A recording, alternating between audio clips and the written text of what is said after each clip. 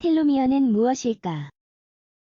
인간의 노화는 여전히 과학적으로 이해하려고 노력하는 복잡한 과정이다.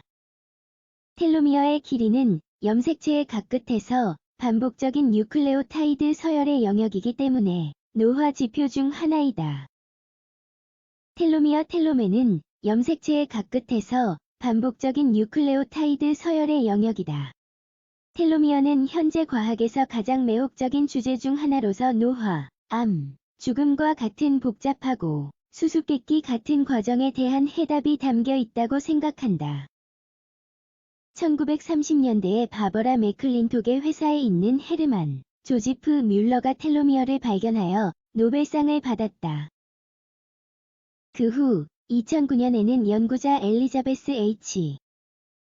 블랙번, 캐럴 W. 그리더, 잭 W. 조스탁이 같은 주제에 대한 연구로 또 다른 노벨 생리의학상을 받았다. 일부 과학자들은 이전에 세포가 무한히 분열할 수 있다고 믿었지만 그 이후 세포가 일정한 횟수를 나눈 다음 죽을 수 있다는 것을 발견했다. 텔로미어의 길이는 세포가 얼마나 빨리 죽을지를 결정한다. 텔로미어는 무엇일까? 앞서 언급했듯이 텔로미어는 염색체의 끝이다. 이 단어는 말 그대로 끝부분을 의미하는 그리스어에서 유래되었다. 신발끈 끝에 있는 플라스틱 부품과 비슷하다. 텔로미어는 인간 세포 DNA에 대한 보호막이다. 그러므로 염색체들은 큰 범위 내에서 안정된 구조를 유지할 수 있다. 이 안정성은 세포가 정상적으로 분열할 수 있게 한다.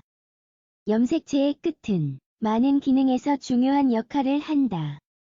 예를 들어, 세포들은 서로 붙지 않고 이것은 생명 그 자체에 매우 중요하다. 다른 특징 중에서도 텔로미어는 유기체의 노화 속도를 확립할 수 있게 해준다. 텔로미어의 목적. 세포는 우리 몸의 조직과 기관을 재생시키기 위해 끊임없이 분열한다. 이러한 각 분할은 텔로미어의 길이를 약간 줄이고 점차 짧아진다. 그들이 너무 작아서 더는 DNA를 보호하는 기능을 수행할 수 없는 지점이 있다. 세포가 노년에 이르러 분열을 멈췄기 때문에 그 지점에 도달한다. 텔로미어의 길이는 킬로베이스라는 단위로 측정한다. 태어날 때 평균 길이가 11킬로베이스이고 그 수치는 노년에 약 4킬로베이스로 줄어든다. 텔로미어가 짧아지면서 DNA를 보호하지 못하는 것이 노화의 원인인 듯하며 다음과 같은 노화 관련 질병이 나타나는 것으로 보인다. 심혈관 질환, 신경퇴행성 질환 불임 당뇨병 암 텔로머레이스와 젊음. 각각의 새로운 세포 분열에 따라 텔로미어가 단축되는 것은 불가피하다. 그러나 텔로머레이스라는 효소는 이 과정을 조절한다. 따라서 이 염색체 성분의 길이를 어느 정도 재생시킬 수 있다. 줄기세포는 일종의 텔로머레이스 보호자이다.